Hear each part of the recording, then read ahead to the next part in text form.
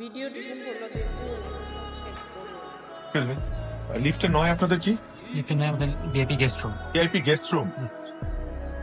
তোমার সাথে আমার কথা আছে। এখন না সকালে? এখন না কেন? এখন বললে কি তোমার রোম্যান্সের ফিলিং নষ্ট হয়ে যাবে? কি বললা? কি বললাম শুনো নাই? না না আমি শুনি নাই। কি বললা ক্লিয়ারলি বলো। কাপুরুষের মতন অর্ধেক কথা পেতে রাখবা আর অর্ধেক কথা মুখে, সেটা তো হবে না।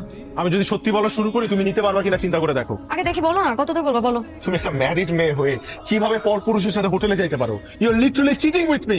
আর তুমি যে একটা বিবাহিত পুরুষ হয়ে তোমার ইউনিভার্সিটি সুইটহার্টের সাথে হোটেলে যাও, সেটা কি চিটিং না? উল্টাপাল্টা কথা বলবা না সঞ্জিতাকে নিয়ে। ওরে বাবা রে, তুমি বললে দোষ হয় না, আমি বললে দোষ হয়? তুমি করলে লীলা খেলা আর আমি করলে কি অ্যাডাল্ট্রি? হ্যাঁ আমি গেছি বসের সাথে, আমি হোটেলে গেছি। কি করবা বলো? আমি গেছি। তুমি আমার গায়ে হাত তুললা, দ্যাটস ইট। অনেক সহ্য করছি, কিন্তু আজকে তুমি এক্সেস করে ফেলছো। তোমার মতো মানুষের সাথে আমি সংসার করতে পারবো। I want a divorce. আমি কালকের মধ্যে তোমার থেকে ডিভোর্স চাই। Divorce final? ফাইনাল। আমরা প্রমিস করছিলাম কখনো আলাদা হবো না। নানুর হাতে তো সময়ও বেশি নেই। আমরা আলাদা হয়ে গেলে সে তো মারা গিয়েও শান্তি পাবে না। কিন্তু এখন কি করবো? তোমার আমার যে অবস্থা, আমরা তো চাইলেও আর সংসার করতে পারবো না, সম্ভব না।